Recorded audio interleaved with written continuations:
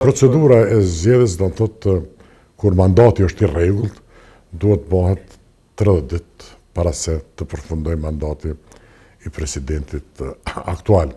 Në çdo situatë, kur do qoftë që fillon nesër, pas një jave, pas një muaji, kur do qoftë që fillon dhe nuk zgjedhet brenda afatit për 60 ditëve, për nisjes së procedurës, atëherë shkohet me automatizëm në zgjedhje. Procedura nis në momentin kur futet në rand dite 2 kandidat, do të thotë propozohen me nënshkrimin 2 kandidat, spaku konsiderohet që ka nis procedura. Nuk ekziston detyrimi kushtetues shton qartë në aktgjykimin e fundit për rastin e presidentit, kur ka qenë çështja e presidentit Thaçi. Nëse nuk zgjedhet presidenti për 60 ditë prej ditës kur nis procedura, siç e thash, kur do qoftë që nis ajo, atëherë shkohet në zgjedhje. Por nuk shkohet në zgjedhje për faktin që nuk është zgjedhur 30 ditë para skatimit të mandatit. Kur do qoftë që nis procedura, e procedura nis kur janë vënë në rand dite 2, spaku 2 kandidat,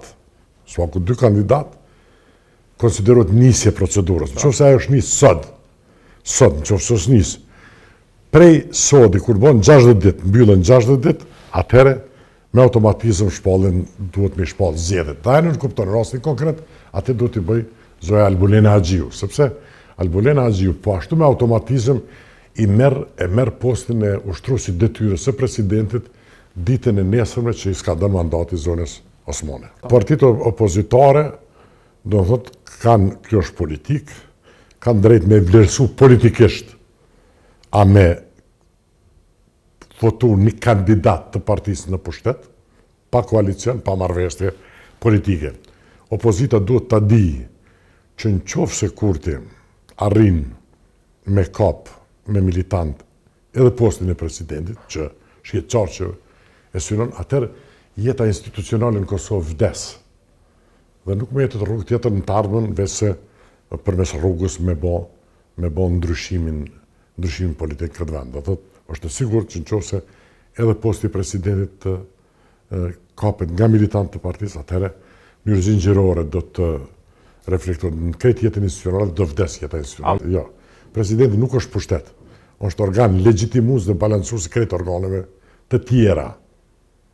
Dhe nuk është pushtet. Pushtet është legislativi, ekzekutivi edhe gjyqësori. Aktgjykimi i rastit Thaçi qartë e bën që deputet nuk e kanë atë detyrim, kjo nuk është pushtet, kjo është po përsëris organ që është legjitimues dhe balancues i krejt edhe garantuesi i funksionimit të krejt institucioneve të sistemit, dhe opozita këtë duhet me pas parasysh dhe me dinitet me përballu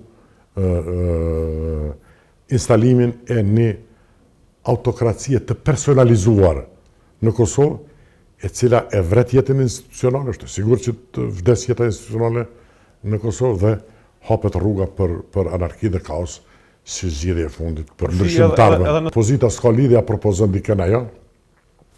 Opozita mund të merrejë në sallë, me marr fletën, me rëndësish mos me hudh në kuti.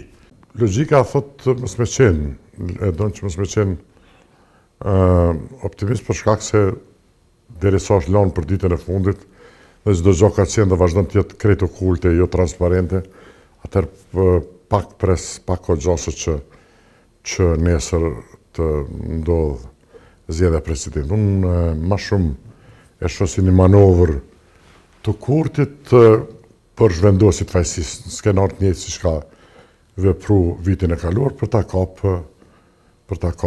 postin e presidentit. Ka ndodhur tutje, prof,